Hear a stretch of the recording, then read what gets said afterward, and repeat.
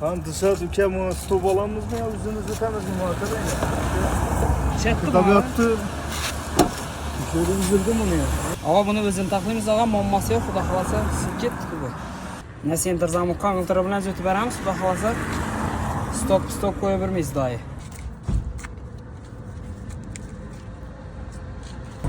Dışarı ukem zakoniyat toplayatır.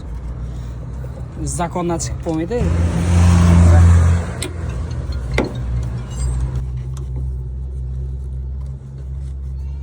Şimdi onun teyine ne koyarsın onu? Dışarı. Teyin. Hiç ne gerekmiyor. Buni o'zim aytgan bo'ldi bunaqa.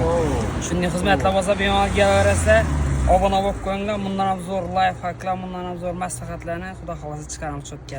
E'tibor uchun rahmat, sog' bo'linglar. Salamat olasın.